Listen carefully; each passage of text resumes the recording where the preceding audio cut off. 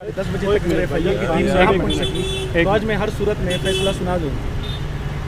बिल्कुल जी, ऐसी बात हुई है। और आज आप देख लें कि लीगल टीम जो है वो हमारी तरफ से पूरी भरपूर तरीके से हम वहाँ पहुँचे हैं और उनसे गुजारिश यही की है कि समाअत की जाए।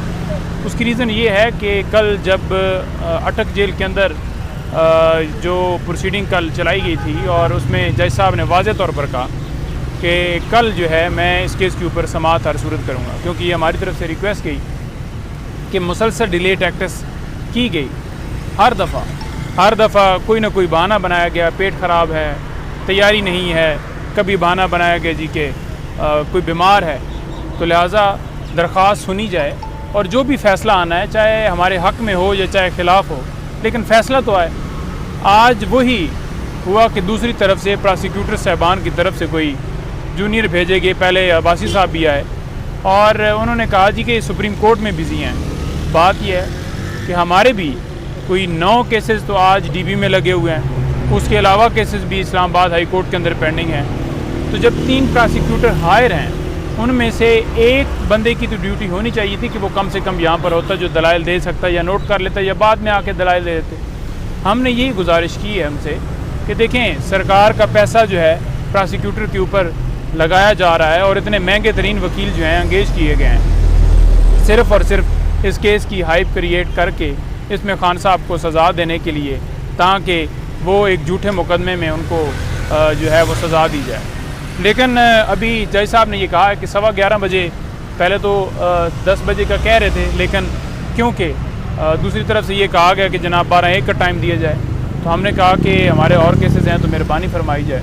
तो अब 10:15 का टाइम जो है वो अदालत ने रख दिया है और साथ में ये भी कहा है कि अगर वो आज नहीं आते तो जो बेल है वो डिसाइड कर दी जाएगी। FIA की टीम की बात हो रही है सर? जी, प्रोसिक्यूटर्स जो सरकार के हैं जी, उन्होंने आर्गूमेंट्स करने हैं और FIA की टीम तो आपको पहले पता है कि वो आके स्टेटमेंट कोर्ट में दे चुकी है कि ओरिजिनल साइफर इस वक्त जो है फॉरेन ऑफिस के अंदर पड़ा हुआ है। जब वो स्टेटमेंट आ गई तो इटसेल्फ ये FIR ही उनकी बातों से जो है FIR तरदीद कर रही है कि किस तरह से ये केस बनाया गया। दूसरे नंबर पर चोरी के हवाले से जो बात करते हैं, 2 ही इसके अंदर है ना जी, कि एक साइफ़र जो है वो इस्तेमाल किया गया, वो तो उन्होंने खुद बता दिया कि साइफ़र ओरिजिनल उधर पड़ा है। चोरी के हवाले से प्राइम मिनिस्टर जो है वो खुद नहीं चोरी करता इसको, या उसका वो खुद कस्टोडियन नहीं होता।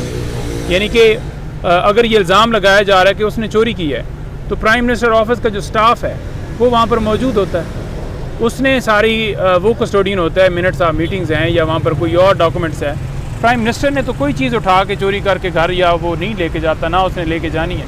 वो वाज़ेह बयान जो है खान साहब ने पहले भी दिया कि मैंने किसी तरह से ना मैंने वो चोरी किया, ओरिजिनल साइफर है भी नहीं, उसको डीक्लासीफाइड करके वो कॉपी जो है वो शेयर की गई और एक हमारी गैरत के ऊपर हमला था।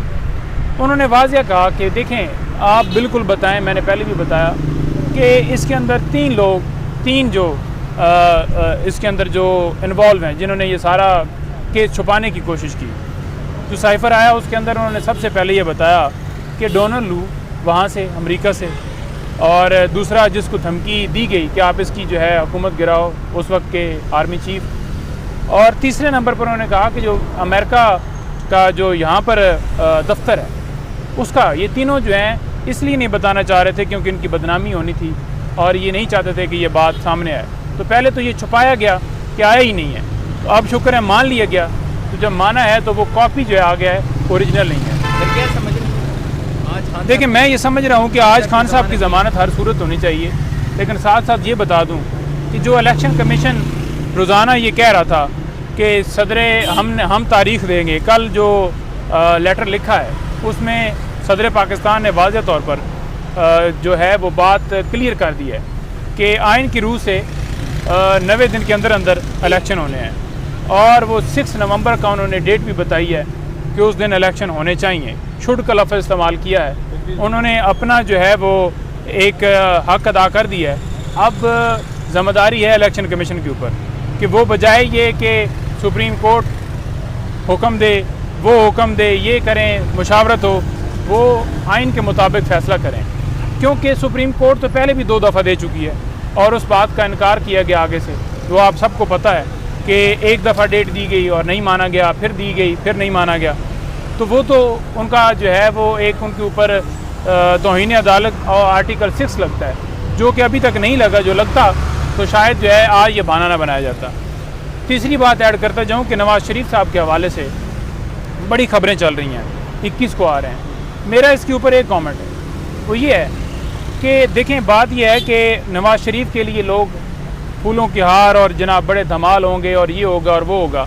ایک طرف ایک ایسا بندہ جو عدالت کا اشتہاری ہے، جو یہاں پر ایک مقدمے میں پابند تھا، ایک مقدمے کے اندر قید تھا، اس کو میڈیکل لیو دی گئی، چھٹی اس لیے دی گئی کہ وہ علاج کروا سکیں، وہ واپس ہی نہیں آیا.